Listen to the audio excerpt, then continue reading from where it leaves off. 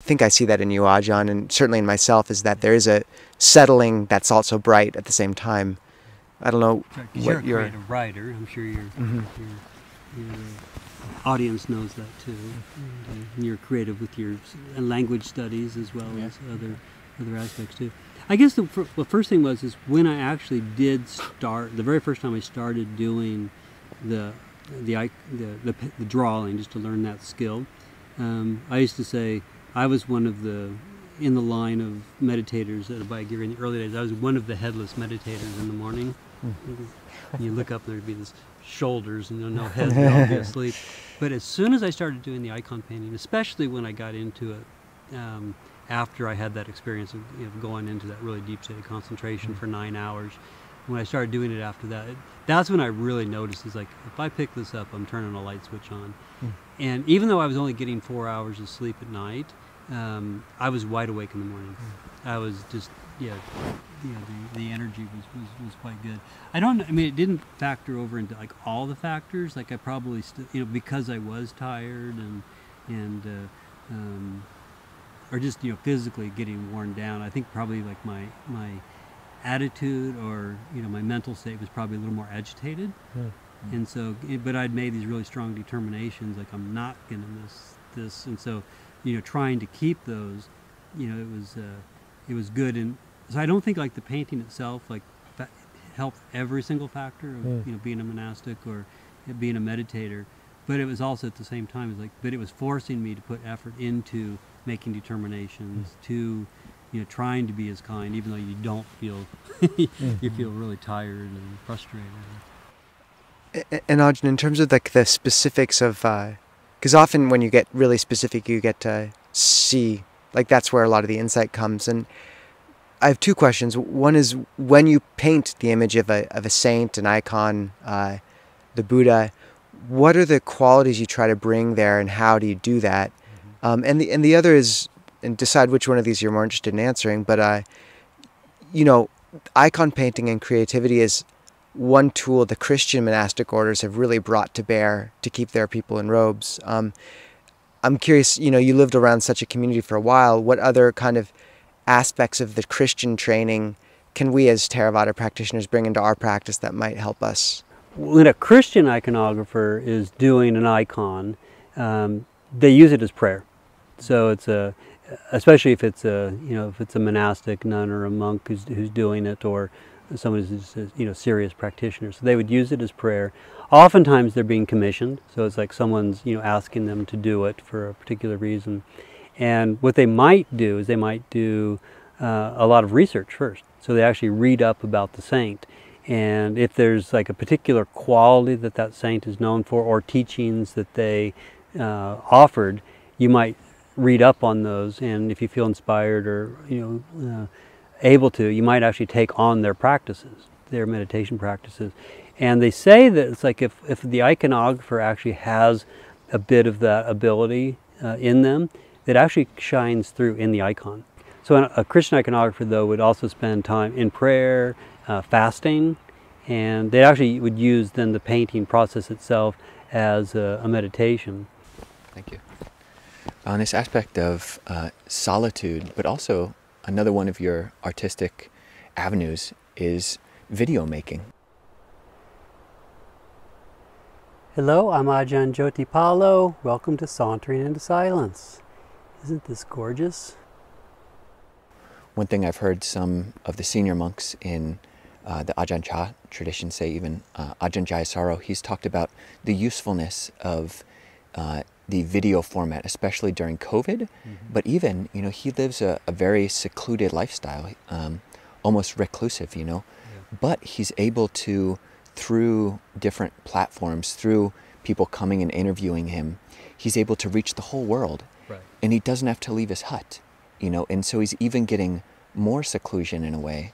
So that's just one aspect, or one, I think there are like some conservative perspectives that kind of throughout all time, kind of look askance at new medium, and videography is a new medium. Right. It just hasn't been possible, really, certainly not on a large scale, really until fairly recently. So I'm curious if you could reflect a little bit about how videography is a part of your practice, and also how you see its effect into the world, if you are able to see that at all. Right. Yeah, so in many ways I feel really blessed to be here at Birken, because Ajahn Sona has been 110% supportive of what I'm doing. When I first came here, I just had an iPad, is the only thing I had. And I was just going around and just taking videos with my iPad just to show my family where I was. And the short video I showed you of the vultures sort of circling in and out through the cloud. As soon as I took that, I just sort of had this realization that it's like, oh, I have all these other videos that I took that summer, and I know exactly how I want to make that into like a 5-minute little video. And it just, I could see it clearly in my head. So there was a woman here named Dinka who was doing most of the video work for Ajahn Sona at that point. And she worked with a very complex DaVinci, was the editing software. And so she sat down one time and sort of showed me how she did it.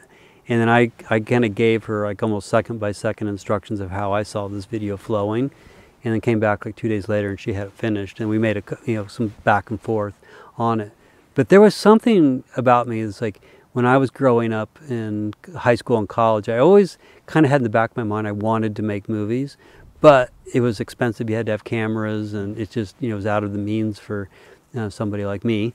And so it wasn't until I had this iPad and I made that video, I was like, oh my gosh, I can do this with just a little tiny, you can do it with a little camera the size of this. When I was in high school and college, I would go, if I saw a movie that intrigued me, that I liked, I would go back and watch it 4 or 5, 6 times in a row. In the theater? In the theater, yeah. And I would each night go back, and just mentally, it was like I would be paying attention to the dialogue. Or I'd be going back and paying attention to how the music affected the mood of it, it has various different aspects to it. And I would do that with any good movie that I saw. So I've been training myself since high school to be a videographer, and didn't really know it until last year. Ajahn Sona asked if I would make a movie about our work scene we did last year. So I made him this 50-minute long movie. And as soon as I hit the send button, I broke into tears. And it was a really emotional moment for me, because I realized, wow, that was a lifetime vision, goal, dream that I had that I actually had never put into words. And it's like, when it happened, it was just like, wow, I just accomplished something that I've been working my whole life to do. And so at a certain level, it's like, there's been so many videos that I've made, like, I do like making them to music, and so I know that's controversial in the Thai forest tradition, but like Ajahn Sona, what he points out is like, we don't live in 5th century BC. We don't ride around elephants. We use modern technology. There is a society that we live in, and it has a culture. So like, we need to, instead of trying to indoctrinate Buddhism into the Western culture, we need to take Western culture and make it our own in the Buddhist sense. And that's a way for other people to get into. But I like using music because it gives me a template to actually I can cut a frame any way I want to. Like, there's a bird flying, but where do you cut it? But if there's a chord change in a song, or a new instrument enters into it, like, there's all these places you can use it as a scaffolding for your creation. So that's why I like using using music. Like, I don't have a very good memory for chanting, for even Dhamma talks. Like, I'm glad you haven't asked me, what's your favorite sutta, or what do you think about this sutta? Because I hear it and I can appreciate it. I can understand when I'm listening to it. But literally, like 5 minutes later, I won't remember who even the sutta was about. It's just something in my mind. I don't have that kind of mind. So it's interesting, we're talking about, there's these different personality types, and I'm just not, as far as I know anyway, that's not my calling, is to be someone to give sermons that way. But I think I can do it through visual means.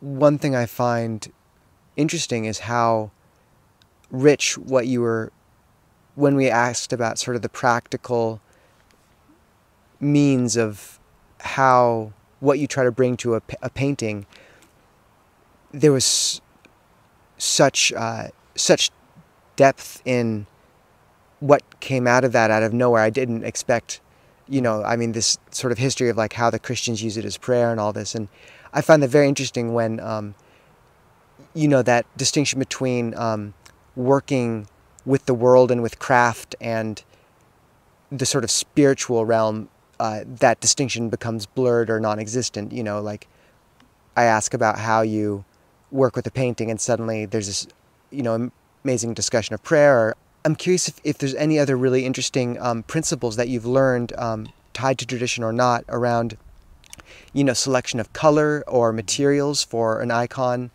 You know, I know there's that, I think it's called the trifold? Triptych. Triptych, the triptych. And how you see that done in a Buddhist context. Yeah, like all those basics of the craft. And I know preparing the triptych is an important aspect of the whole process as well. Right. So, yeah. Well, from the Christian perspective, Ajahn Kovilo could have answered this question. The icon board is like, every aspect of it is from nature.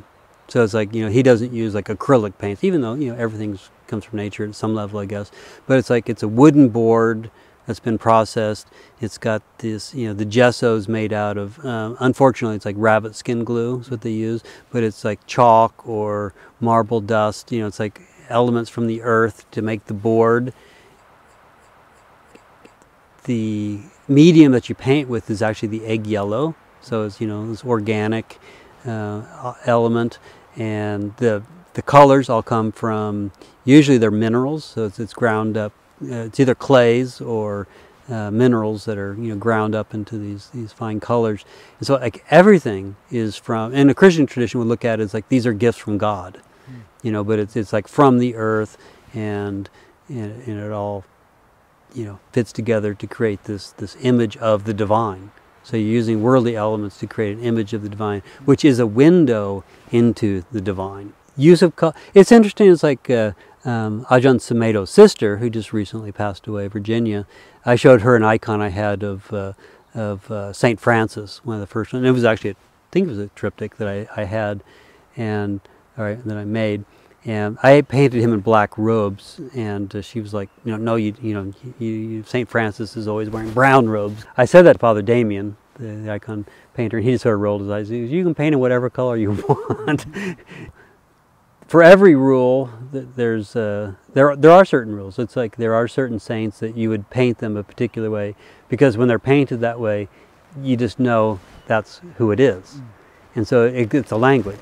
But even like language, you can cut off the last few consonants of the word just to make it sound something different, you know, like rappers do. You know, it's still language, but it's just not exactly what it was. So there's give and take with it. So yeah, color has significance. The shapes, the forms do have significance. And so it's interesting to me. It's like so a lot of what I did there was really just sort of, you know, going deeper into the Christian iconography and figuring out the language that they were painting, or, you know, how they were conveying things. But then, like, I felt I actually have hesitancy to go deeper into the Buddhist aspect of it, because in a Christian iconography, it's like they already have the canon set. So like, these are the stories you can tell. These are the colors schemes that you can use. This is how you paint. Saint Anthony he always has a beard, and, you know, he's painted this way, and so, but it's like, what does Sariputta look like? You know, it's like, I can go and look at what Saint Anthony looks like, and they're all, you know, it's pretty much the same. But it's like, I felt subconscious trying to say, this is what the Buddha looks like in my vision, or this is what Moggallana, Mahamoggallana would look like. And I really felt kind of hesitant to do that. This is my favorite story about icons, and I can go on for hours about icons. But anyway, so I was reading this book of the icon, and I was looking at, it's a picture of, again, Gabriel coming down to tell Mary that she's bearing the Christ child, and they're talking about icons are painted in various different perspectives. Do you remember that? Vaguely. Yeah, so it's like what they do, and well, this is one of my funniest stories or best stories with Father Damien. When I went back to do a second icon, I showed him this icon of that I wanted to do. It was very similar to the one you had there, with the halo behind it. And he goes, "Oh, is that a Mandorla?" And I was like, "What's Mandorla means?" He goes, "Well, it's an almond." And I was like, "Well, what is almond? You know, like what is that spiritual?" And he goes, "Well, it is an eye into the universe." I said, "Well, that's fascinating, because in the Tibetan tradition, it's mandala." And I said a mandala is, you see them, they're, it's usually squared off 4 different colors and very symmetrical. But actually a mandala is a 3-dimensional model of the universe. So he was saying that the Mandorla is a window into the universe, but the mandala is a 3-dimensional model of the universe. But Ajahn Amaro is explaining that not only is a mandala 3-dimensional, but it's also spinning. And so not only is it not only spinning, but you, to see it symmetrically, have to be centered. If you're not centered over the mandala, if you're over here and it's spinning, everything is chaos. So like in a Christian icon, usually the saint will be holding a book. And so the front page of in a normal perspective, the closest page to you is going to be bigger and it's smaller in the background. So like, like those trees back there are the same size as these trees here, but they look smaller way off in the distance. So the vanishing point in a normal painting or in a landscape, normal landscape, the vanishing point is behind us. That's the vanishing point.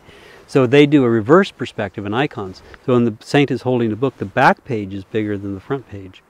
So the vanishing point in an icon is you. That's fascinating. Ajahn, I also remember that point, and then also about coloration or about shadowing. Yeah. So it's like, Yep. in a lot of Western painting, Yep. shadows are just like they are in the world. Like Yeah, the so like shadows are right behind now us. the shadow's here on my nose because the sun is coming from here. Whereas in iconography, the light is coming from In. And I've thought about that in terms of the second Dhammapada verse. Like, everything comes from the mind. All Dhamma is perceived from the mind. Right. And, when you speak or act or think from a mind that's pure, it's like happiness that follows you forever, like a shadow that never leaves. And I thought about that as being like these icons that have, the shadow is being exposed outwards. So it's like the light is coming from within. So it's like the shadow is just, it's just your aura, basically. Right. I never thought about this till you just said that. But if you are looking at an icon and, praying to an icon, if the light is coming from the icon, there's no shadow on you either. Your shadow is behind you. You've transcended your own shadow, your own dark side. Nisabho. So you've overcome the shadow.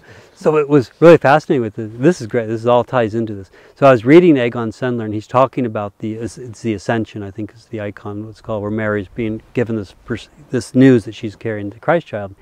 Ajahn Sendler points out that the angel, Gabriel, is painted in a particular type of perspective, isometric perspective, and Mary is painted in reverse perspective, in the same icon, but she's on this throne. And as soon as I read it, just reading that, even before I actually even probably read it, I knew where he was going with this. I looked at the icon, and Mary jumped out of the icon. She was literally like 2 feet in front of the painting. And You didn't have 3D glasses? I did not, and I couldn't get her back into the painting. And it was she just came out.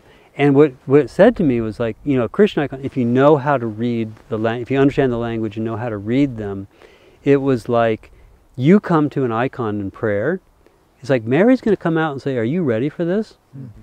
Like, if you do loving kindness meditation, it's like I gave a talk once, and the person told me it was the best attended talk they ever gave, and it was titled "Why I Hate Doing Loving Kindness Meditation." And part of it is it's like I feel like if we are really wishing for peace, or we're really wishing for kindness or understanding, if we're doing things in our life that are preventing us from doing that, but you have a deep, sincere wish for that to happen, the dark side of you is going to come out. You have to face it. You have to see it. You have to understand it. So it's like, that's why I think a lot of times people get turned off to meditation, is that they feel like, oh, I came here to do loving kindness meditation, but all I feel is anger, or all I'm feeling is regret and remorse. It's like, well, no. It's not that you have to relive every single bad memory, but it's like, you're going to have to understand what your temperament is. And then, as Ajahn Sona is always saying, it's like, no, you don't have to pick it up. You don't have to pick up the pain and the sorrow. It's just, you just have to develop that, see that that's not worth picking up, and then you do develop the kindness and the goodness and focus on that, and then it eradicates the negative. You don't have to process everything. It's not a psychology that we have to understand every bad thing we ever did.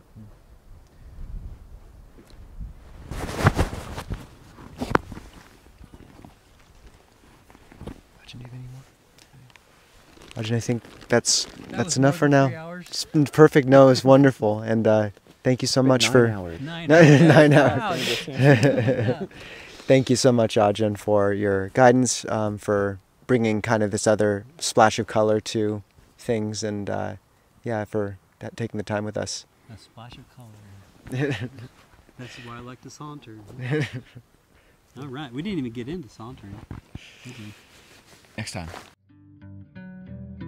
The less we say about it, the better. We'll make it up as we go along. Feet on the ground, head in the sky. It's okay, no, nothing's wrong.